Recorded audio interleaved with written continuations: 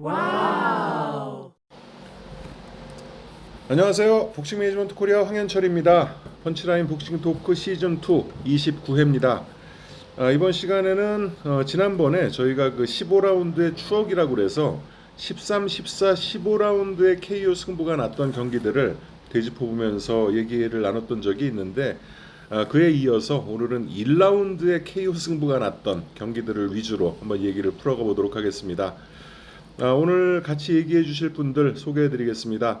복싱 매니지먼트 코리아 이사이신 이성열 이사님 나오셨습니다. 안녕하세요. 오랜만에 뵙겠습니다.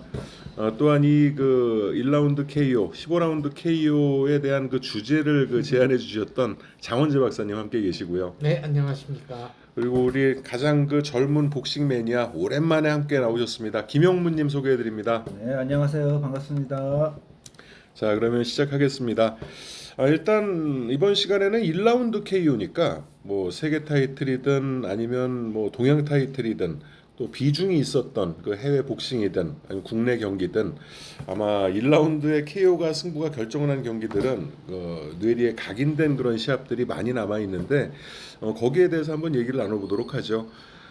장 박사님 그 이 주제를 내주셨는데 네. 가장 1라운드 KO 중에 그 기억에 남는 시합이 있다면 어떤 경기입니까? 직접 보지는 못했지만 역사적으로 가장 많은 화제를 모았던 경기. 1965년 5월 25일 루이스턴에서 벌어진 무하마드 알리와 소니 리스튼의 세계 헤비급 타이틀 매치. 요 전에 소니 리스튼과 그 알리의 경기가 7라운드 KO. 그렇죠. 근데 그때 7라운드에 소니 리스튼이 의자에 앉아서 출전을 거부했잖아요. 네, 네. 막 등 떠미는데도 거부하고. 그래서 그때 이게 과연 KO가 맞느냐. 그리고 무하마드 알리가 이제 당시에 세계 최연소 그때까지는 헤비급 챔피언이 됐었고, 또 이때는 전 세계 헤비급 챔피언이 한 명밖에 없던 시대입니다. 그리고 근데 최연소 챔피언은 플로이드 패터슨 아니었나요? 알리가 그걸 깼어요. 아니 플로이드 패터슨이 21살이 패터슨이죠. 패터슨의 기록을 패터- 타이슨이 깼죠. 패터슨이 21살이고 플로이드 패터슨이 네, 예, 맞아요. 예. 저도 그렇게 알고 있었는데 알리가 22살. 22살. 42년생이니까 네. 패터슨이 21살. 맞습니다. 패터슨이 최연소 타이슨이 헤비급. 20살. 네, 맞아요. 대학교 예. 1학년. 그렇네요. 이게 이제 리턴 매치였잖아요. 네. 근데 소니 리스트는 살인 범죄를 저지르고 수감도 됐었고, 뭔가 터프한 복싱, 강렬한 복싱의 그 화신 같았죠. 근데 1차 방어에서 과연 어떻게 될지 이제 논란이었는데, 알리가 1라운드 KO로 이겼습니다. 근데 그 펀치를 못 봤다는 사람들이 많았잖아요. 사실 이 경기 끝나고 사기다라고 네. 얘기가 좀 나오기도 했었어요. 그런데 이거를 알고 보면 보입니다. 이거 유튜브에 다 올라 있거든요. 있는데 왜 그러면 이 펀치를 사람들이 못 봤다고 생각하냐면, 보통 그 펀치를 날릴 때는 예비 동작부터 이렇게 그 주먹 나가는 거 이런 것들이 다 보이는데, 알리는 그때 라이트 훅이었죠. 라이트 쇼트 훅이었는데 카바한 상태에서 이 팔이 뒤로 백스윙 없이 그대로 앞쪽으로 가면서 그 꽂아 넣듯이 손목에 스텝을 이용해서 치거든요. 그러니까 처음에 저도 이제 이 필름을 봤을 때는 도대체 뭘 맞고 떨어진 거지 하는 의문이 들었습니다. 근데 누가 설명을 자세하게 해주길래 그거를 딱 보고 들어가니까 펀치가 보이더라고요. 확실히 제대로 들어갔습니다. 정말 정확하게 꽂혔어요. 그리고 그 다음에 이제 논란이 된 거는 소니 리스튼이 완전히 그 나뒹구니까 알리가 뉴트럴 코너로 가지 않고 손을 들죠. 손을 들고 춤추듯이 하고 일어나라고 막 소리도 지르고, 그리고 결국 다시 이제 복스가 됐는데, 그때 그 타임 키퍼들이 끝난 경기다, 1라운드 KO로 끝난 경기다, 그래서 1분 좀 1분 남짓, 그래서 이 펀치를 이제 알리의 팬텀 펀치, 뭐 카메라도 못 잡은 펀치, 그래서 아주 전설적인 경기가 됐었죠. 사실 요즘 같았으면은 정말 다각도에서 정밀하게 카메라를 잡았으니까 정확히 그 펀치를 감상할 수 있는 그런 그 구도가 됐을 텐데. 지금도 보입니다. 지금도 알고 보면 그러니까 예전에 다른 선수들이 펀치를 내는 이 궤적하고는 확실히 다른 거죠. 그런 게 천재 아닐까요? 그렇죠. 허리를 틀어서 치는 펀치가 아니라 손목 그러니까 그러니까 이 그 카바 오른쪽 카바를 든 상태에서 백스윙 없이 이렇게 앞쪽으로 이렇게 콕 찍듯이 그러니까 펀치를 치기 위해서는 약간 이게 뒤로 동작에, 뺐다가 나가야 되는데 근데 그거 없이 이미 뒤로 뺄 때는 상대방이 알거든요. 저 펀치가 나오겠구나 하고 이제 동물적인 감각이 이제 먼저 그 발동이 될 텐데 이런 그 예비 동작 없이 그 상태에서 그냥 바로 나가 버리니까 충분히 그럴 수 있죠. 그래서 제가 이제 이 펀치를 보고 조금 이제 과장을 보태면은 바로 얼마 전에 장동훈 선수가 1라운드 KO승 거둔 그때 이제 무하마드 알리 펀치와 장동훈 선수 펀치를 비교했습니다. 이게 뭐 체급도 그렇고 캐리어도 그렇고 이거를 비교한다는 거는 좀 말이 안 되는 얘기일 수도 있지만 장동훈 선수를 보면서 저는 같은 장씨여서 장정구 선수 생각을 했거든요. 초기에 장정구는 펀치력이 있는데 안 맞고 하려다 보니까 KO 승이 거의 없습니다. 그때 홍수환 트레이너가 펀치를 받아보니까 의외로 묵직해서 야 사실 빨리 들어가서 빨리 끝내는 게 제일 덜 맞는 거 아니겠느냐. 근데 장동훈 선수 지난 경기를 보면 이제 그 파워풀하게 펀치를 던지지 않아도 스피디한 펀치를 정확하게 맞추면 이게 묵직한 펀치보다 더 위력적일 수 있겠구나라는 거를 깨닫지 않았을까요? 그런 면에서 저는 이 경기가 알리 본인에게도 상당한 터닝 포인트가 된 경기라고 생각합니다. 그렇죠. 사실 65년도의 복싱인데 이때 그 원시적으로 치고 받던 시절이었고 뭐 수비라든지 어떤 공격 개념이 잘 잡혀 있지 않을 때였는데 알리가 구사했던 복싱은 뭐 어쨌든 그 틀을 다 깨버리는 그런 상황이었으니까 뭐 이 경기는 아마 안 보신 분들은 없을 거예요. 근데 보면서 또 공감을 하신 분들도 있을 거고 저거 진짜 사기라고 생각하시는 분들도 많이 있었습니다. 제 주변에도 짜고 한 거다 저거는. 아마 추월의 로빈슨의 영향을 받지 않았을까. 로빈슨의 그런 펀치 던지는 동작을 알리 선수가 많이 연구해서 슈가레이 로빈슨.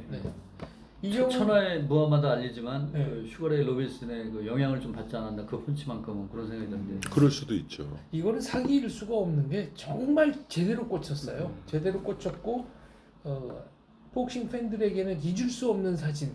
쓰러진 리스튼을 향해서 알리가 일어나라고 막 소리치는 그 유명한 사진도 있고요.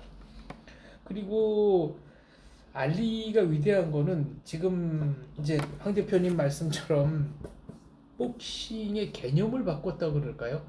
푸트워크라는 개념을 확실히 정착을 시켰고 헤비급에서도 그게 가능하다는 걸 보여줬고 또 스피드만으로 파워를 얼마든지 제압할 수 있다.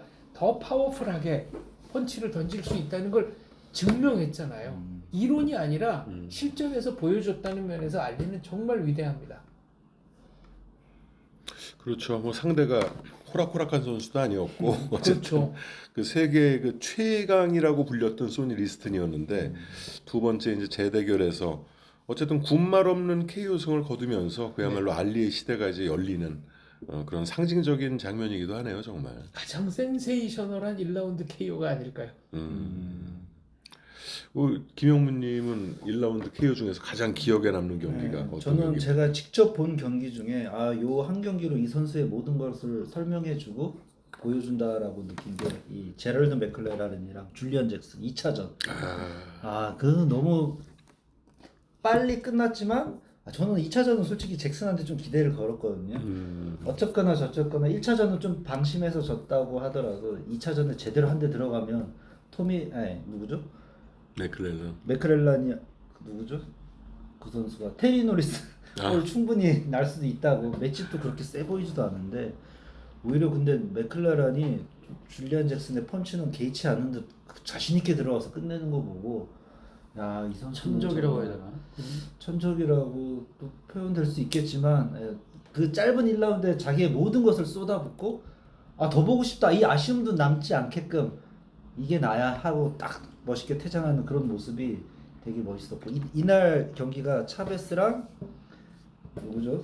랜달 2차전 또 테리 노리스랑 누구죠? 그 사이먼 브라운 2차전이 벌어졌는데 리매치. 네, 다 리매치였는데 모리스 브로커. 아니요. 사이먼 브라운. 사이먼 브라운한테 그 두 시합 경기 내용이 생각이 안 났어. 이 시합이 너무 강렬해가지고 줄리언 잭슨이 국적이 어디였죠?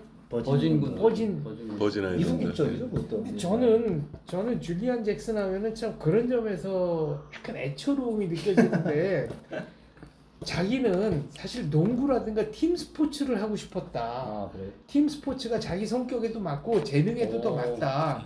근데 버진 아일랜드에서 농구를 하면 버진 아일랜드 대표팀 성적이라는 게 너무 뻔한 거 아니냐.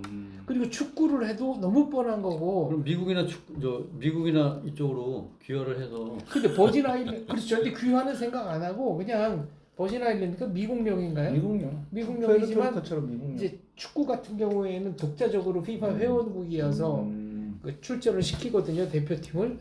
그래서 자기는 그러면 개인적으로 내가 제일 잘할 수 있는 게 뭐냐? 그래서 선택한 게 복싱이다. 복싱한테는 미안하지만 복싱이 나에게는 그 퍼스트 초이스 스포츠가 아니었다라는 얘기를 언젠가 했어요. 그럼 로이 존스 그렇게 따지면 로이 존스도 농구가 퍼스트 초이스고 복싱이 세컨 초이스였을 텐데. 근데 그거를 그렇게 말씀하셨다면 조금 그걸 줄리안 잭슨은 인터뷰상에서 공개적으로 말을 했었거든요. 로이존스는 농구가 취미 아니었나요? 진짜 자기가 프로까지 생각을 했었나요? 근데 하여튼 농구를 엄청나게 복싱만큼 좋아했다는 그런 뭐 기사를 농구 구단을 운영할 정도였으니까. 근데 줄리안 잭슨의 그 인터뷰가 언제 나온 건지가 궁금해요. 뭐 노리스한테 졌을 때나 이겼을 때나 세계 챔피언 되고 나서 맥컬럼한테 진 후에 나왔을지. 되고 나서 무패였을 때 나왔던 걸로 저는 기억해요. 아니요, 세계 챔피언 이미 네. 1패를 먼저 그럼 안았어요. 세계 챔피언 되고 나서 백인철전 되고 이후인가요, 나서 그러면? 백인철전 이전 같아요. 이전이 아니에요. 백인철이 첫 세계 챔피언 된 타이틀. 경기입니다. 결정전이었죠? 결정전. 노리스는 방어전이었고. 그러면 백인철전 직후였던 것 같네요. 그게 제일 신빙성 있네요. 아니면 그 직전이었나? 그 직전에 이제 줄리안 잭슨에 대해서 줄리안 잭슨은 어떤 선수인가 설명하는 과정에서 이제 이런 인터뷰가 있다라는 기사가 있었거든요. 예, 제가 이 기사를 읽은 거는 백인철전 전이었던 것 같습니다. 백인철전 전까지가 1패였어요. 1패. 일패였죠. 마이크 맥컬럼. 마이컬럼. 2회 TKO. 근데 그 사람이 그 전승이었을 때는 그런 말 할 사람이 아닌 것 같은데요. 인지도. 만약에 전승이었다 그러면은 그런 얘기를 안 했을 것 같아요. 뭐 그러게요. 뭔가 핑계거리가 저도 하나 생각에 뭔가 이렇게 좀 그 앞길이 막혔을 때 막혔을 그런 때. 생각이 좀 들지 않았을까. 맥컬럼전 이후에 변명을 할 수 없었을 있겠네요. 맥컬럼한테 깨지고 나서. 왜 복싱을 선택했느냐는 얘기를 했을 때 그 얘기를 했으니까 세계 챔피언 얘는 세계 챔피언감이다라고 사람들이 막 추앙하던 시절에 인터뷰였던 것 같습니다. 그리고 또 하나 이제 생각나는 게 73년인가요? 조지 포먼이 도쿄에서 조킹 로만이랑 했던 1차 방어전. 그게 아시아에서 벌어지는 최초의 세계 헤비급 타이틀 매치라고 그래가지고 도쿄 고라쿠엔 체육관이었나요? 아닙니다. 무도관? 규모가 그렇게 작지 않았고 네. 어딘지는 돔 아닌가? 모르겠어요. 고라쿠엔 돔? 지금의 도쿄도? 도쿄돔은 아니었고요. 도쿄돔은 그때 없었을 것 같아요. 88년에 네. 생겼기 때문에. 그게 73년 경기니까. 예. 그래서 그때 한국에서도 야 우리는 언제 세계 헤비급 타이틀 매치를 한번 유치해 보나. 실제로 79년에 박 대통령 서거하시기 전에 우리가 그 잠실체육관 이제 개관을 했잖아요. 그게 세계 제8회 여자 농구 선수권 대회의 메인 체육관이었는데 그 정도면 1, 2층 합쳐서 한 2만 명 이상 들어가니까 또 플로어까지 아마 훨씬 더 들어가니까 세계 타이틀 매치, 헤비급 타이틀 매치를 한번 유치해 보자. 그래서 미국 쪽 프로모터들하고 거의 합의가 됐는데 이제 한국 쪽에서는 그 경기 전에 30초나 1분 정도 한국의 경제개발 이 홍보 영상을 좀 틀었으면 좋겠다. 이런 요청을 했고 결국은 이제 성사가 안 됐죠. 근데 저 마닐라 페릴러도 있었고 그렇죠. 도쿄도 있었는데 이 경기는 일본 사람들이 정말 세심하게 준비했는데 너무나 허무하게 1라운드에 어린애 손목 비틀듯이 끝나버려서 아주 좀 허무했던 근데 기억이 그 있습니다. 상대가 인지도가 있는 도전자였나요? 조 로먼이라는 선수는 조킹 로먼. 조킹 로먼. 호세 로만이었고 조킹 로만이 이제 닉네임이었는데 그래도 뭐 어느 정도는 좀 비벼볼만 하지 않을까라고 했는데 포먼이 뭐 압도적으로 강했던 거죠 사실. 세계 랭커였으니까요. 그렇죠. 그 이전부터 오랫동안 세계 랭킹에 이름을 올린 선수였어요. 70년대 세계 랭커는 진짜 세계 랭커죠. 실력으로 올라간 인정해줄 수 있는 요즘 말로 네. 찐 세계 랭커. 네, 비즈니스로 올라간 게 아니라. 우리 이성열 저- 이사 저 같은 경우는 저 WBC 주니어 패더그 챔피언이 하이메 가르사 혹시 기억나시나요? 네. 그 네, 거기하고 메사에게 타이틀을 뺏기던 키드메사. 후안 키드 메사. 황이라고 안 하고 후안이라는 이제 그렇게 발음해야 된다고 스페인어. 변했다고 그러더라고요. 옛날에는 우리가 황이라고 그랬었잖아요. 한. 네. 지금 요즘에는 이제 후안으로 바뀌었다고 그러는데 후안 키드 메사 이 선수하고 아마 2차 방어전이었을 텐데 뭐 베르나에게 이제 챔피언이 되고 그다음에 1차 방어전에서는 카멜로 네그론이라고 16 연속 KO승에 그 156cm 단신이었던 그 채돌 같은 선수를 또 이기고 승리하고 이제 펠리페 오로즈코 아닌가요? 1차 방어전. 1차 방어전에서 카멜로 네그론 16 연속 KO승 이 선수를 그 환키드 메사 선수가 이제 그럼 잡았죠. 키드 메사가. 환키드 메사가 잡았고 그래서 이제 이 두 선수의 대결을 그때 당시만 해도 엄청난 주변에서 엄청난 관심을 갖고 CBS 해설자의 말씀, 저 유명하신 크렌시, 우리나라로 따지면 이제 한보영 선생님이라든가 노병현 선생 같은 그런 분인데 미국의 그 질 크렌시라는 분이 누구의 왼손 훅이 먼저 닿느냐라는 걸 말씀하셨을 정도로 굉장히 관심이 많은 경기였는데 거기서 먼저 다운을 메사가 시키고 당하죠 먼저 메사가. 먼저 당하고 그다음에 이제 역전 KO로 그렇죠. 하이메 가르사를 KO 시켜서 챔피언이 되는 경기인데 그 경기가 관심도로 보나 결과로 보나 굉장히 모든 게 완벽했던 1라운드 KO가 아닌가라는 또 그런 생각이 들었어요. 사실 진짜 KOC는 저도 기억이 나는데 정말 제대로 크로스된 상황에서 레프트를 맞고 하이메 가르사가 완전히 턱이 뒤로 젖혀지면서 대자로 나가 떨어지던 그 장면이 기억이 나거든요. 근데 경기 전 예상으로서는 그 선수들이 그렇게 자모라 같은 그런 무식한 훅을 날릴 거라고는 생각을 못하고 약간 뭐 이승훈 선수라든가 이런 약간 오소독스 스타일의 체형이라든가 스타일을 봤을 때 오소독스 스타일로 서로 붙다가 어떤 승부가 나지 않을까라는 생각이었는데 그 1라운드부터 이렇게 레프트 꺾어치는 그 레프트 훅이 그 강한 훅이 나올 줄은 생각을 못했어가지고 그 경기가 아마 굉장히 기억에 남습니다. 그때 가르사가 챔피언이었고 네, 챔피언이었어요. 메사가 도전자였죠. 네. 예. 그 경기 기억나세요? 저는 라이브로 먹고 나중에 그러니까 봤었죠. 유튜브로도 나오는데 네, 유튜브로 봤죠 저도. 근데 그 키드메사 그 챔피언이 키드메사였죠. 가르사 챔피언. 헤메 가르사. 이 선수가 엄청 강한 고메즈가 이 선수 피해서 패드를 올렸다는 설이 돌 정도로 굉장히 강한 선수였다고. 그리고 하는데 그때 당시 네. 또 이 경기가 관심이 있었던 거는 우리나라 이승훈 선수가 한참 이제 하이메 가르사 선수와 약간의 비교라고까지는 뭐해도 그 타이틀을 좀 노리던 그런 시기하고 좀 맞물려 있어가지고 좀 더 관심이 또 갔던 것 같아요. 이승훈 선수가 갔으면 어떨 거라고 생각하세요? 만약에. 그리고 다음번에 한국 선수가 세계 타이틀 매치에서 이제 1라운드에 승부를 마친 경우는 4승 5패. 4승 5패인데 스타트는 83년 7월 17일에 신이섭 선수가 WBA 플라이급 타이틀 매치 아르헨티나의 산토스 라시아르 선수에게 1라운드 TKO 패. 참 이때는 벌써 40년 전인데 좀 생생하게 기억이 나요. 저도. 예, 엊그제일 같이 기억이 납니다. 참. 정말 기대 많이 했거든요. 정말 기대 많이 했죠. 제주도에서 벌어진 최초의 세계 타이틀 매치고 그때 프로모터들이 그때는 이제 세계 타이틀 매치가 잡히면 주간 스포츠라든가 무슨 각종 언론 뭐 공중파 이런 데서 그 주변 얘기도 다 뉴스거리로 만들어가지고 보도하던 시절이거든요. 맞아요. 그래서 이제 왜 제주도로 갔냐 그랬더니 프로모터들이 주도 면밀하게 해본 결과 한 번은 흥행이 될 거다. 한 번은 흥행이 되는데 이거를 저 바캉스 시즌과 맞춰서 바캉스 간 사람들도 끌어들이고 제주도 사람들도 끌어들이자.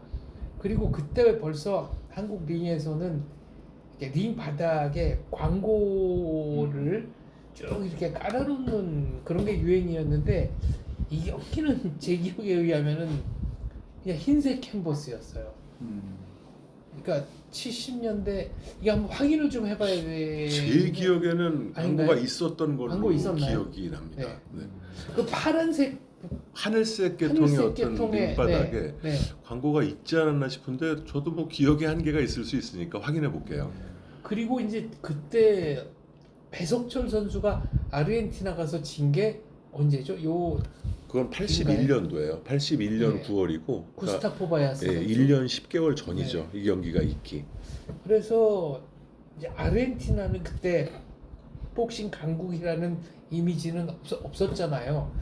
그래서 해볼 만하다라고 생각했는데 이 미스테리입니다. 요 전에 신희섭 선수가 그 비극적인 사건, 그 필리핀의 누구죠? 저 앤디 바라바. 앤디 바라바 그 아들이 지금 한국에 네, 지금 아, 있죠? 그 트레이너를 이제 하고 왔다가 있는데 다시 가십니다. 예, 지금은 현재는 없는 상태고요. 그래서 바라바 선수 10라운드 TKO였나요? 그거는 이제 1년 전이었죠. 1년 전이죠.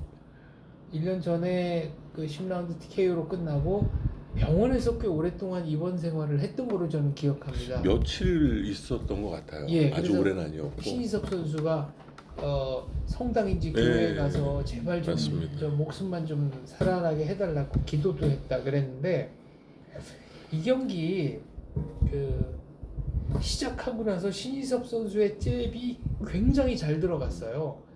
라시아르 선수 얼굴이 이렇게 뻘겋게 될 정도였다고 합니다. 현장에서 보신 분들에 의하면. 그래서 세컨들도 스타트가 좋다 그랬는데 갑자기 가드가 좀 이렇게 헐거워진 상태에서 약간 어정쩡한 거리였는데 라시아르 선수가 리치가 좀 길었던 선수로 저는 기억하거든요. 순식간에 그냥 맞고 다운되고 그 다음에 심판이 어떻게든지 경기를 좀 이어가려고 롱 카운트 비슷하게 하고 사실은 그냥 끝난 경기인데 어떻게든지 더 붙이려고 했어요. 그랬는데 복스랜담에도 뭐 워낙 일방적으로 경기가 진행돼서 아주 허탈하게 끝났던 기억이 있습니다. 그러니까 그 다운된 다음에 다시 박스가 돼서 이제 계속 로프에서 맞으니까 심판이 신희섭 선수를 껴안죠. 그래서 이제 우리 끝났구나 그랬더니 이렇게 보더니 다시 붙이는 거예요. 그러니까 사실 끝나지 두 번째 않는데 카운트를 했나요? 카운트 안 했어요. 했죠. 안 하고 이제 다시 붙여주니까 네. 이게 주심의 재량이라고 얘기하기는 너무나 좀 불법적인 상황이었고 어쨌든 홈링에서 이제 기회를 좀 줬는데 이미 첫 다운 당할 때 맞았던 라이트 훅이 네. 아마 그러니까 국내 선수들이 그 신희섭 선수가 날카롭게 잽을 던지고 이제 하는 그런 면을 아시아권 선수들은 이제 허용하면서 거리를 못 잡겠지만 이 라시아르 경우는 이제 양훅에 그 주무기가 좀 있는 뭐 세계를 돌아다니면서 어쨌든 그 싸워왔던 선수이기 때문에 이 스트레이트 치는 선수들에게 리치를 떠나서 그 상대를 맞추는 능력이 있거든요. 굉장히 스피디하게 훅을 날리고 들어가는데 2달 전이었죠. 83년 5월에 이제 일본에서 신희섭 선수와 비슷한 스타일 체형의 호주미 슈이치를 상대로 2회 KO승을 거둬요. 근데 무너지는 과정이 너무나 비슷했어요. 신희섭 선수와 아주 이런 아웃복서들이 상대하기에는 정말 안전하게 거리를 좀 뛰고 그 아웃복싱을 한다든지 했었어야 되는데 이 라시아르에 대한 분석이 좀 국내에서 너무 좀 잘 못되지 않았나 싶은 생각이 좀 듭니다. 미스매치였죠 사실. 그래서 그때 느낌으로는 펀치가 이렇게 턱으로 그러니까 후국의 궤적이 턱 쪽으로 들어오는 게 아니고 훨씬 그 뒤에 귀 쪽으로 들어오는 듯한 느낌이 들 만큼 사정권 안에 들어가 있었어요. 그리고 거의 선체로 얻어맞아가지고 거기서 이제 경기가 끝난 건데 나중에 한국 기자가 신인섭 선수를 이렇게 끌어안았을 때 그때 경기를 끝냈어야지 왜 계속 붙였느냐. 그때 카운트를 했으면 또 몰라도 그랬더니 이제 기사에는 주심이 얼버무리며 답을 피했다 이렇게 나왔는데 라시아르 쪽에서도 이 경기가 그냥 1라운드 KO로 끝났으니까 그걸 가지고 또 문제를 삼지는 않았습니다. 그렇죠. 만일 이 이후에 승부가 뒤집혔다면 이건 제 속감이죠. 네. 그래도 그때 당시에 공을 안 친 것만 해도 큰 다행으로 생각했어요. 얼마 전에 그 KBM에서 올라오는 그환 마르틴 코지 선수의 그런 시합도 있었는데 그거는 거의 사기. 곤잘레스 시합. 근데 에더 그런 곤잘레스. 사기지만은 그런 경우들이 종종 있었어요. 예전에는 저는 자국 선수가 제가 라이브로 본 것 중에 했던 게 장정구랑 14차 방어전에서 장정구 이시도로 이시도르 페레스. 그 시합도 한번 몇 라운드인지 기억 못했는데 한번 1라운드 1라운드인데 종을 30초인가 갑자기 카운트 타임이 TV에 나오는데 갑자기 그게 없어지지. 여유가 있었는데 사라지더니 없어지지. 바로 공을 때리더라고. 그래서 어린 마음에 저거 뭐지? 제일 황당했던 거는 제가 라이브로 목격한 거 제가 황당한 거. 김초로의 6차 방어전 김초로 대 오로노. 라파엘 오로노 4라운드에 40초인가 45초 남겼는데 그것도 그거 있었고 근데 최충일 라바레 때도 있었고요. 그건 10초 이게 애교죠. 정도. 애교. 제출 나갈 때 애교. 애교죠. 근데 그런 경우도 있어요. 그 골로프킨이랑 다니엘 길 경기는 이제 뭐 그건 중립도 아니고 뭐 저 어쨌든 하는데 1라운드를 4분을 해요. 그건 타임키퍼가 놓친 거죠. 시간을 놓쳐서 안 끝나는 거예요. 경기가. 근데 심지어는 다들 몰두해 있으니까 선수, 코너, 관중 아무도 몰라요.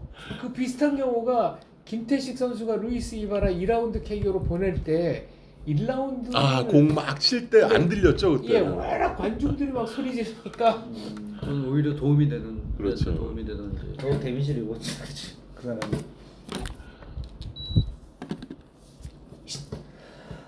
그때 이제 10초 이상 더 했던 걸로 기억합니다. 근데 그 경우도 워낙 경기가 이제 일방통행으로 갔으니까 그냥 받아들이고 끝났죠. 요 다음에 이제 84년 그 이듬해에 3월 17일에 전주도 선수가 광주에서 IBF 주니어 벤탐급 2차 방어전 디에고 데빌라에게 1라운드 KO 승을 거둡니다. 근데 전주도 선수가 약간 그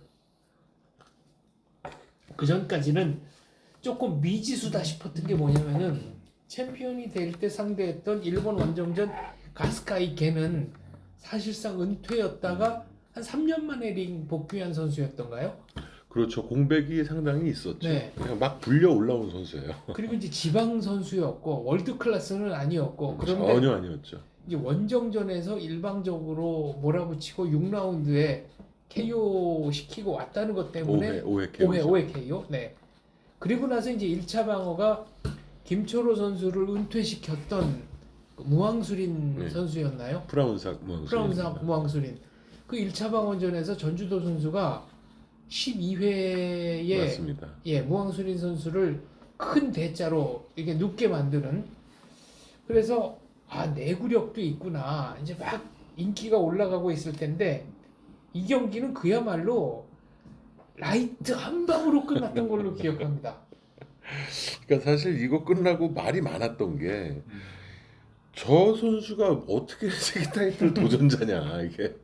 그러니까 외모부터도 딱 이렇게 링에 올라올 때도 어떤 위압감이 없어요. 네. 그러니까 이때 뭐 도전자 선정이 좀 어려울 때였긴 해요. IBF 생기고 나서 이제 다들 이렇게 안 하려고 할 때였고 프라운상 무항수린도 결과론적으로는 참 호쾌한 KO 승이 나왔지만 경기 내용이 그 국내 복싱 팬들이 눈이 많이 높아져 있잖아요. 수준 높은 경기들을 네. 많이 봐왔는데 저건 세계 타이틀 매치로 보기에는 뭐 화끈하긴 했지만 좀 너무 어설프다 이런 말들이 좀 많이 나왔을 때여서 2차 방어전을 그래도 좀 기대를 했는데 역시 뭐 국적도 그렇고 뭐 전적도 그렇고 뭐 경기 내용 자체는 정말 한 방에 그냥 앞으로 쭉 뻗어버리는 필리핀 선수였죠. 네 맞습니다. 그러니까 이게 그 경기의 첫 번째 정타였던 것 같은데 맞고 앞쪽으로 이렇게 뻗으면서 약간 두어 걸음 기어가듯이 맞아요. 기어가듯이 그냥 하다가 쭉 뻗어가지고 끝났고 전주도 선수도 이게 1라운드 KO승은 생애 처음 아닌가요? 아 그럴 거예요. 예, 그래가지고 본인도 기분 좋고 놀라가지고 이렇게 어깨를 이렇게 올리면서 아주 어린애처럼 좋아했었습니다. 어쨌든 뭐 이 당시가 84년 3월이니까 진짜 그 IBF가 태동돼서 1년 됐나? 1년 안 됐을 3개월 됐을 때. 이때 한국 선수들이 결정전을 많이 했어요. 그리고 주니어 벤텀 역사도 굉장히 짧지 않았나요? 그렇죠. 84년도는 그러니까 선수 수급 자체가 엄청 어려울 때네. 그때는 뭐 남미에서 이제 선수 보내지도 않을 때고 어쨌든 1회 KO로 그 승부가 난 세계 타이틀 매치 리스트에는 올라 있지만 실상 이 경기는 사실 그 진짜 세계 타이틀 매치라고 이렇게 치부하기는 네. 좀 많이 수준 미달이었던 그 도전자였지 않았나 싶어요.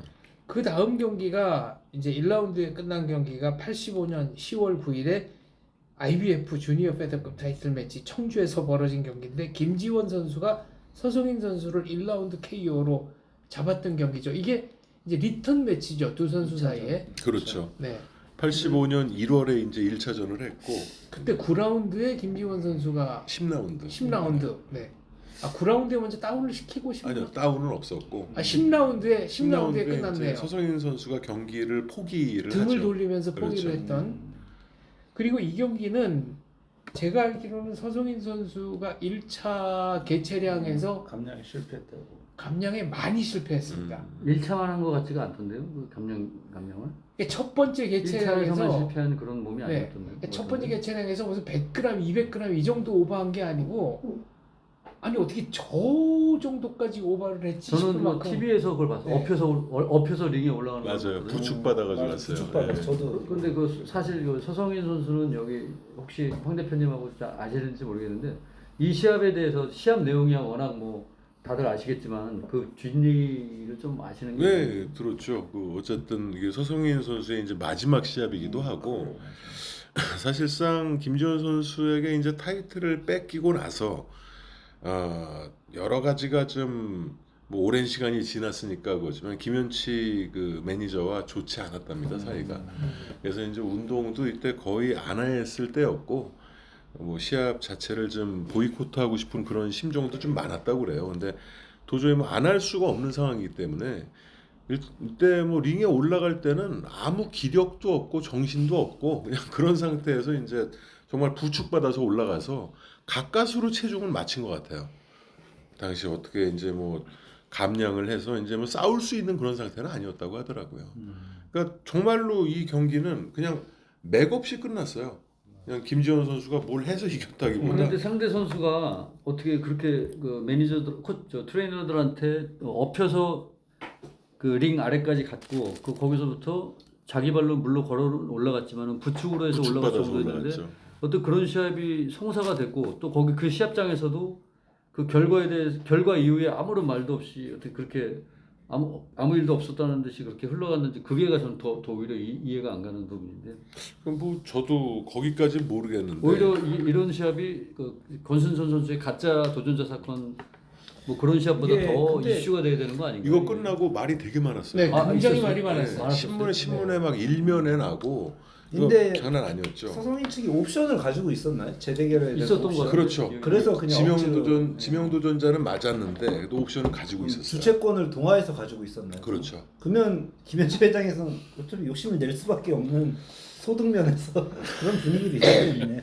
그때 당시 분위기 권투 인기를 생각한다면 그 속내는 모르겠어요. 속내는 모르겠는데 어쨌든 서성인 선수는 시합을 안 하고 싶은 생각이었고 하지만 이제 각종 걸 따져봤을 때 이 시합을 안 하게 되면 큰 페널티를 또 물어야 되는 그런 상황이기 때문에 어쩔 수 없이 이제 링에 올라갈 그 서성인 상황이었습니다. 선수가 이때 저기 경원대 체육학과에 진학을 했었을 겁니다. 맞습니다. 네.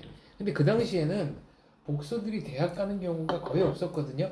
박찬희 선수가 아마추어 때 특기생으로 들어갔어요. 네, 그래서 그때 동아대 맞아요. 학사 복서다라는 게 화제가 된 만큼 드문 존재였어요. 일본에서도 로얄 고바야시가 대학 나왔다고 그래가지고 어떻게 대학을 나오고 권투를 하느냐는 박찬희 선수 이전에도 그 이거성 선수 그 경희대학교 이거성 선수가 있었거든요. 김현치 선수도 동아대에 기자로. 나오고 네, 그렇죠. 네. 김현치 선수 동아대. 그러니까 그만큼 몇 안 되는 네.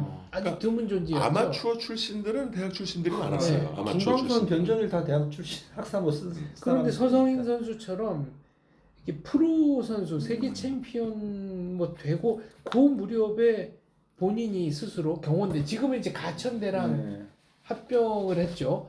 경원대 체육과에 진학을 했다는 거는 그때 많은 그 복싱 관계자들 입장에서는 현역 의지가 과연 충만한 거냐 그런 얘기가 돌 정도였어요. 그러면 이상호 선수는 프로 데뷔 전에 대학을 한양대 입학을 했었나요? 신인왕전 때 한양대였던 것 같은데요. 예, 저도 그렇게 알고 있고 경원대를 그 이상호 선수가 서성인 선수에게 이제 그 알선을 해줘서 예, 들어갔다는 그런 얘기 들었습니다. 그래서 이 KU를 보면 이제 저한테 오버랩 되는 게 황 대표님 만들어 주신 자료에 나오는 78년 2월 11일 부산에서 벌어진 한국 라이트급 타이틀 매치 김광민 대 구상모.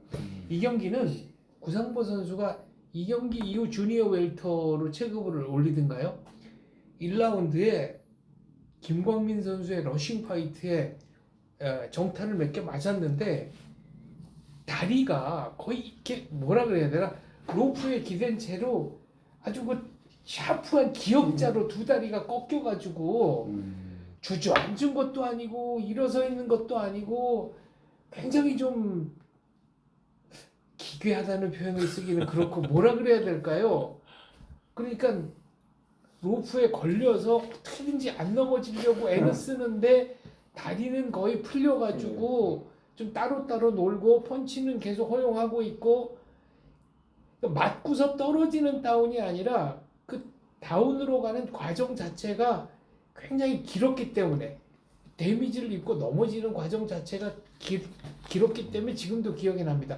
이 경기가 이제 서성인 선수 경기랑 자꾸 저는 오버랩이 돼요.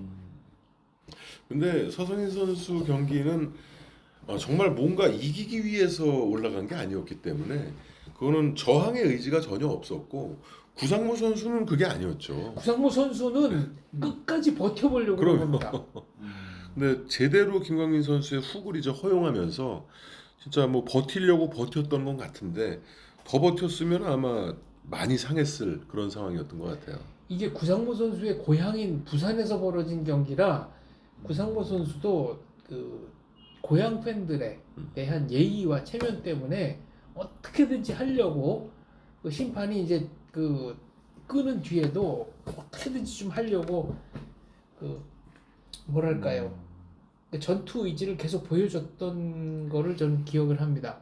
그리고 78년 경기로는 저는 이 경기를 못 봤고 필름도 나와 있지 않고 전설로만 이제 전해지는 경기 6월 14일에 한국 미들급 타이틀 매치 장충체육관에서 벌어졌던 강흥원 대 박종팔의 경기 강흥원의 1라운드 KO승.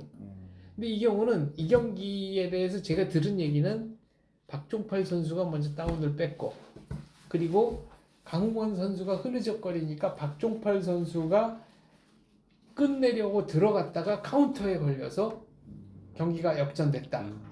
그리고 박종팔 선수는 너무나 스스로에게도 실망하고 다 이긴 경기인데 이렇게 졌다는 게 분하고 그래서 장충체육관부터 노량진 걸어갔다고 그랬죠. 동아체육관에서 울면서 그날 비가 왔다 그랬나? 비를 다 맞으면서 엉엉 울면서 황소처럼 걸어갔대요. 강흥원 선수는 나중에 저 크루처 그 세계 4강전까지 가지 않나요? 근데 이제 흐지부지 됐어요. 네. 사실 국내 일본에서 이제 더 관심을 가졌었는데 그때 스즈키 도시야키였나 그 선수가 이제 김정식 선수한테 뭐 전초전식으로 쉽게 이제 하려고 불렀는데 김정식 선수가 판정으로 이기잖아요. 네. 그러면서 크루저급 4강전이 쏙 들어가 버립니다. 그때 강흥원 선수는 이두박근의 근육이 발달해서 다른 선수와 달리 자기는 감량고가 더 심하다. 그래서 이제 미들급 위에 새로운 체급이 신설되는 걸 아주 반긴다고 그랬죠. 그때는 슈퍼 미들급이 생기기 없었어요. 전이죠. 없었죠. 한참 전. 그때 또 라이트 헤비급이 있었는데 어쨌든 70년대에는 동양에서는 미들급 이상의 체급을 뛴다는 거는 뭐 생각할 수가 없는 그런 시대였었어요, 사실. 70년대 초반에 김덕팔 선수가 라이트 헤비급으로 몇 경기를 하지 않았나요? 자세한 건 모르겠습니다. 그때 사실 그 정식 선수가 아니라는 그런 얘기도 있었고 네. 그냥 쇼였다는 그런 얘기도 있었는데 그만큼 중량급에서는 선수를 구하기도 어렵고 그렇다고 뭐 호주라든가 이런데 교분을 갖고 있을 때도 아니어서 사실상 미들급 이상의 어떤 체급의 선수들이 활동한다는 것 자체가 좀 어려웠어요. 그래서 다 뭐 체구가 큰 선수들도 이제 미들급으로 감량을 해서 싸우던 시대였고 그래서 강흥원 선수는 유재두 선수의 은퇴 경기의 그렇죠. 상대 선수였습니다. 이 경기에서 이기고 나서 이제 유대두 선수에게 도전을 또 하게 되죠. 2대1 판정으로 유재두 선수가 이겼죠. 그 그렇죠. 은퇴 경기. 사실 박종팔 선수는 이 패배가 약이 됐을 것 같아요. 정말 겁없이 막 치고 올라오면서 그 이때도 이겼다면 뭔가 그 크게 배우는 게 좀 적지 않았을까 싶은데 이때 제동이 걸리면서 이제 이 다음 경기부터 19연속 KO승을 거두는 그러면서 더 발전하는 모습을 보여주게 되는데 그래서 베테랑과 이런 노장의 존재가 꼭 필요한 것 같습니다, 사실. 그리고 또 유명한 KO가 이제 국내 라이벌전은 그 라이트급 4강전 오영호 이이단호 그다음에 저쪽은 김광민 김태호. 재밌었죠. 네. 그래서 1차전에서 오영호 선수가 이이단호 선수를 그때는 2라운드 KO로 3라운드 KO였네. 3라운드 KO로 물리치고 이제 80년 2월 22일에 다시 한번 붙습니다. 이때는 OPBF 라이트급 타이틀 매치 오영호 선수의 7차 방어였는데 이단호 선수가 1차전보다 더 비참하게 패했습니다. 딱 한 방이었죠 이때. 그러니까 1차전 때는 그래도 여러 방을 맞았고 그리고 1라운드, 2라운드는 이단호 선수가 잘했어요. 잘했고 3라운드에 자신감이 붙어가지고 들어가다가 펀치를 맞고 거의 이렇게 한 바퀴 이렇게 핑크로 돌듯이 하면서 넘어졌잖아요. 그래서 이단호 선수가 이때 다른 사건으로 신문에 납니다. 이 패배감을 삭히지 못해서 가출을 해가지고 그 아버님이 이안산호, 네, 맞습니다. 그 이안산호 회장께서 이제 아들이 가출했는데 이걸 좀 신문에 내달라. 이 체육관에 동료들은 또 너를 기다린다. 그리고 오영호 선수에게 한 번만 좀 더 기회를 달라. 제대로 한번 붙어보고 싶다. 1차전에서는 뭔가 방심한 이런 게 있으니까. 근데 오영호 선수가 또 받아줍니다. 그러면은 라이트급 4강전이 아니고 아예 OPBF 타이틀을 걸고 하자. 그러니까 이때는 좀 이제 그런 낭만들이 있었는데요. 정상일 선수가 김용현 선수랑 논타이틀 매치를 해가지고 그때 이제 플라이급 체중으로 계약 그렇죠. 체중 논타이틀 매치를 해서 김용현 선수가 2라운드 KO로 이기나요? 맞습니다. 그러니까 아예 정상일 선수 측에서 타이틀 걸고 동양 하죠. 타이틀을 걸고 다시 주니어 플라이급으로 하자. 그 경기도 김용현 선수가 2라운드 똑같이 2라운드예요. KO인데 거의 두 개가 판박이었잖아요. 그래서 이 경기도 이 경기도 진짜 거의 원펀치 KO네요. 오영호의 훅이라는 거는 맞으면 저렇게 되는구나. 그런 느낌이 들 정도로 이때도 다운이 좀 비참하게 그냥 뭐 고목나무 쓰러지듯이 여기서도 거의 뭐 한 45도, 70도 정도 이렇게 돌면서 몸이 돌아간 돌아가면서 넘어갈. 근데 네. 사실 이단호 선수가 뭐랄까 이렇게 상대를 이겨야겠다는 어떤 그 깡다구, 기 이런 게 좀 링에 올라올 때부터 좀 적어 보였어요. 그러니까 첫 그 대전에서 이제 KOP하고 난 여파가 좀 있었던 것 같았고, 좀 사실 부잣집 도련님 같은 거는 이미지가 많았잖아요. 그래서 오영호 선수의 그 휘두르는 훅을 사실 안 맞고 피할 수 있는 능력이 있거든요. 근데 그렇게 이제 하지 못한 것 같아요. 경기 전부터 이미 좀 촉이 잡혔다고 그래야 되나 이제 그런 상태에서 이제 올라간 것 같고 뭐 다시 경기한 경우는 그 민병용 선수와 이왕섭 선수 경우도 이제 재밌었죠. 첫 대결에서는 이제 그 라이트 헤비급을 넘는 체중으로 라이벌전을 해서 이제 이왕섭 선수가 10라운드 KO로 이기니까 그 민병용 선수 측에서 제 대결은 타이틀 걸고 하자. 그래서 이제 OPBF 라이트 헤비 그렇죠. 타이틀 매치. 그래서 또 타이틀 이제 주인이 바뀌게 되는 그런 이제 결과가 나오기도 하죠. 이왕섭 민병용 1차전에서는 저 민병용 선수 표정의 변화가 없었거든요. 표정의 변화가 없어서 10라운드에 다운될 때 데미지가 쌓이고 있었나? 근데 어떻게 저렇게 표정이 똑같았지? 할 정도로 좀 의문이었어요. 그 경기 9라운드까지 판정은 어땠을까요? 이왕섭 선수가 좀 앞서고 있지 않았나 싶었는데요. 확실히 모르겠습니다. 국내에서는 뭐 집계를 해서 알려주질 않기 때문에 근데 그 시합이 기억나는 건 어쨌든 민병용 선수가 초반에는 이왕섭 선수를 거의 뭐 별로 맞지 않고 이렇게 요리했던 것 같은데요. 그리고 그 경기 아마추어의 초반은 그랬죠. 예, 초반에. 아마추어 스태미너도 되게 문제가 있어. 아마추어와 프로에 늘 그런 차이가 있었던 것처럼 민병용 선수가 후반에는 역시 6라운드 지나가니까 많이 체력이 많이 빠지고 그리고 이게 제 기억이 맞다면 이왕섭 선수가 그때도 이제 코수염을 기르고 뭔가 좀 이국적인 느낌을 풍겼고 상대를 KO 시킨 다음에는 뭐 헤이라고 그랬던가 그 이렇게 환호성을 다른 선수와 좀 다르게 질러서 예 그런 점도 좀 인상에 남습니다. 나중에 저 세계 랭킹도 1위, 2위, 1위 WBA. WBC WBC. C 아마. 그래서 그때 제프 하딩하고 제프 허딩하고 경기를 한다고 말이 나왔을 때니까. 상위권까지 올라갔었죠. 네.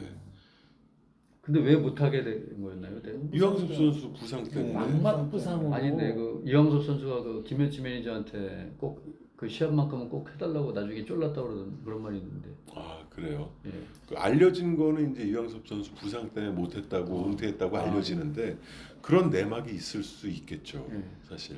이왕섭 그런 내용은- 선수가 무패로 은퇴하지 않았나요? 맞습니다. 무승부가 하나 있고 그렇죠. 예, 무승부는 있지만 93년도에 마지막 두 번의 판정 12연속 KO 하다가 두 경기를 판정으로 이기자. 그게 93년도 아닌가요? 그럴 거예요. 그때면 이제 동아체육관도 사실상 이제 그래서 박종팔 선수에게 넘어가는 예, 손을 놨죠. 손을 김현진 놔서 재미는 솔직히 다 받고 이제 그렇죠. 유명호도 은퇴했고 이제 그래서 최재원 선수도 시합 하려고 그러다가 당일날 취소돼 버리고 네. 개최량까지 했는데 그래서 그때 그때도 그- 박종팔 선수 그때 그 개체량도 어떻게 이상하게 좀 뭐 일정이 꼬여가지고 근처 쌀가게 가서 쌀 저울로 체중 재고 에피소드가 많았죠. 그때 이게 참 90년대부터 한국 복싱이 정말 그 많이 저물었어요. 누구였죠? 회장이 구천서 회장 찾아가서 항의하다가 경찰에 끌려가기도 하고 하여튼 그때 그 금전적으로도 손해 엄청 많이 보셨다고. 맞아요. 회장단 자체도 계속 그 대의원들이 이제 싸움을 해가지고 서로 이제 내놨던 그 뭐 회장이 안 되게 되면 가서 이제 또 야진 오고 소송 걸고. 야, 그 구천수 회장도 오래 못했어요. 네. 오래 못하고 이제 그만두고 정치판이랑 똑같네. 총체적 난국이었죠. 아 그때가 진짜 네. 그다음에 이제 타이틀도 다 뺏길 때였고 그렇죠. 93년도가. 근데 이제 81년 한 경기만 더 말씀드리자면은 81년 10월 18일 이게 문화체육관이었나? 창축 문화체육관입니다. 네. OPBF 페더급 타이틀 매치 황정한 대 로얄 고바오의 아시의 1라운드 황정한 선수의 KO승 이게 63초였나? 아닙니다. 시간은 더 됐나요? 더 됐어요. 그럼 첫 펀치가 터졌던 게 63초였나요? 아마 그 정도 될 거예요. 네. 한번 다운을 빼앗고 그 다음에 이제 다운이 슬립 다운 뭐 누르는 거 또 다운 카운트 되는 거 있고 좀 난잡해졌어요.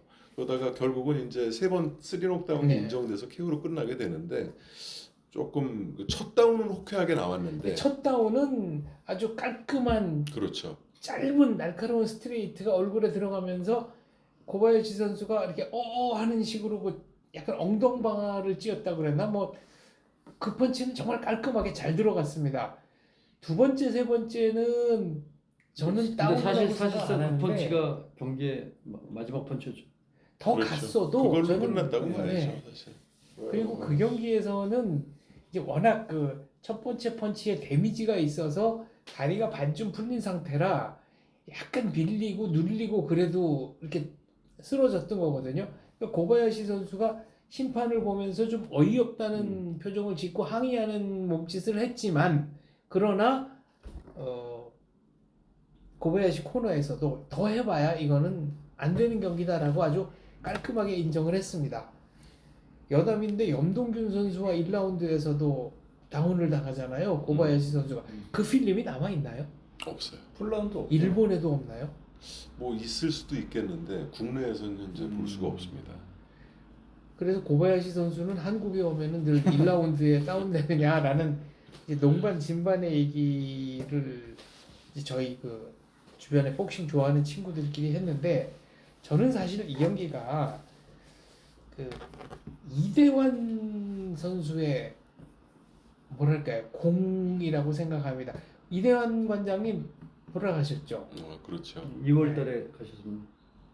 이게 그 이대환과의 2연전이 두 번 다 이제 일본에서 열렸잖아요. 그런데 이대환 관장, 이대환 선수 당시 한국 패더급 챔피언이었나요? 투타임 챔피언입니다. 승무패가 거의 비슷하고 단 한 번의 KO 승도 KO 패도 없고 그래서 이제 고무줄 끈적이라는 별명이 있었고 1차전에서 로얄 고바야시가 한번 다운을 시키죠. 이대환 선수를 7라운드인가 다운을 시키고 동시 다운인데 그것도 예. 그 이대현 선수만 카운팅을 했죠.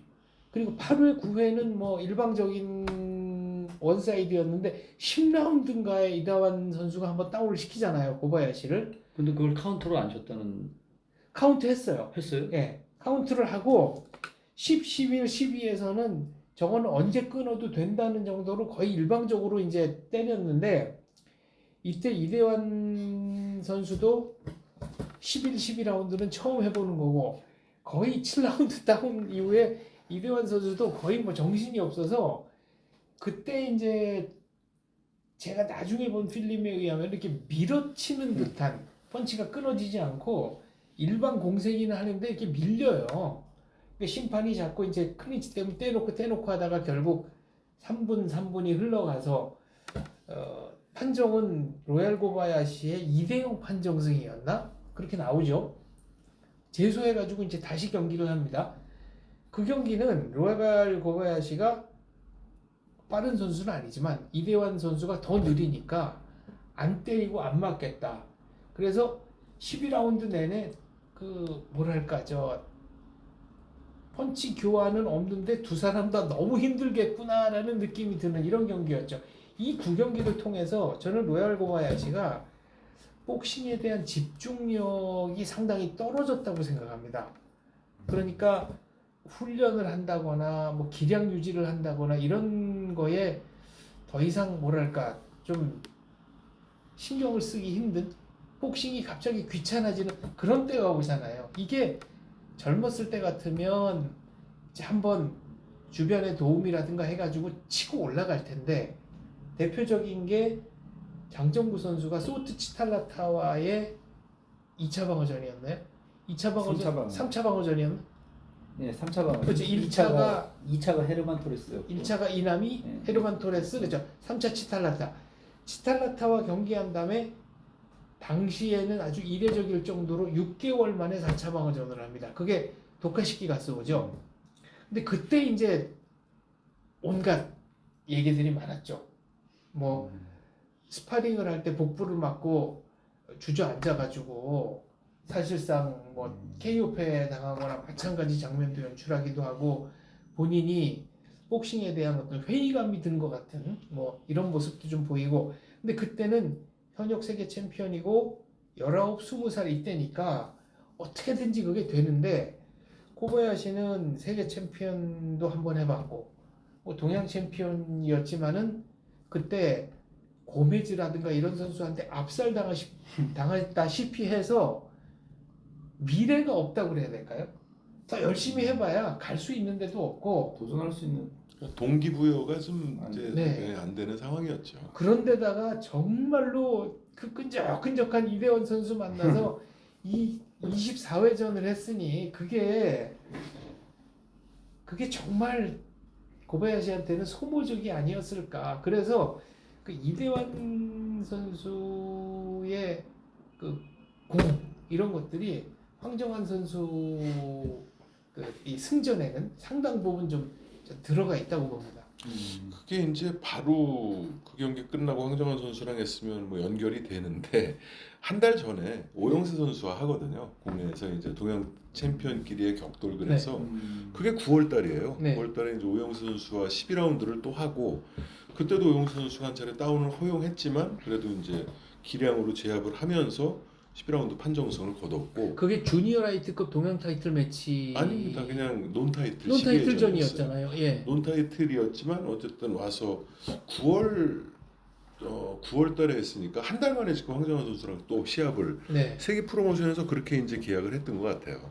그래서 이때는 로얄 고바야시가 이제 커리어를 좀 끝내는 시점으로 아마 생각을 한 것이 아니었는지 생각도 들고 사실 아까 말씀하셨지만 더 이상 진짜 동기부여가 안 되는 그 그런 만약에 시기였던 장 것 박사님이 말씀하시는 그 부분은 아마 모르긴 몰라도 아마 알렉시스 아르게오 선수에게 그 세계 타이틀에서 엄청나게 충격을 받고 거기서부터 아마 그런 부분들이 꺾이지 않았나 뭐 생각이 듭니다. 뭐 아르기오랑 한 그게 거는 첫 세계 도전이에요. 마지막이 그거였잖아요. 페드로사가 마지막에 페드로사가 마지막에 페드로사한테 꺾이고 기가 완전히 더 이상 산체스 있고 페드로사 있으니까 하필이면 산체스 페드로사 근데 있을 그 때 아르게- 고바야시가 도전했던 세계 챔피언들이 다 정말 당대 초인류였어요. 세계적인 선수들을 상대로 근데 아르게오에게 WBC에는 산체스가 있었네요 또. 그렇지. 그러니까 더 이상 도전할 수 없는 WBA는 페드로사, 페드로사, 산체스. 이쪽은 산체스, 더 이상 주니어 페더급 시절에는 고메즈, 고메즈. 윌프레드 고메즈. 그러니까 아르게오 선수에게 세계 타이틀의 첫 세계 타이틀이지만 그때 당시 바디 맞았어. 바디를 세게 맞았지. 상처가 그때 바로 꺾이기엔 너무 젊었어요. 이 로얄 고바야시가 너무 그 본인이 젊고 강한 그제 원석이었기 때문에 그나마 서서히 그 꺾이게 한 그 아르게오의 그 죽창 같은 라이트 스트레이트가 아마 그 지금 말씀하시는 부분하고 나중에 그게 연결된 부분이 아닌가 그런 몇 생각이 라운드에 끝났죠? 5라운드. 5라운드였죠. 그때 너무 심한 충격을 받았어요. 로얄 고바야시. 피오 좀 쌌대잖아요. 피오 좀. 소리가 반으로 접혀서 들어가는데. 아르게오가 너무 셀 때 싱싱할 때 만나. 아이고 얘기하다 보니까 한 시간이 훌쩍 지나갔습니다. 오늘 시간은 여기서 마무리하는 걸로 하고요. 다음 시간에 또 1라운드 KO 그 재밌었던 경기들 다시 한번 되짚어 보면서 연결해 가겠습니다. 오늘 오랜만에 나와주신 김영문님께 엔딩 부탁드립니다. 정말 뭐 개인적인 사정으로 이제서야 시즌 2에 합류하게 됐는데요. 참 그동안 이 자리가 너무 그리웠습니다. 그래서 될 수 있는 대로 좋은 시간 보낼 수 있도록 앞으로도 노력 많이 하겠습니다. 감사합니다. 감사합니다. 감사합니다.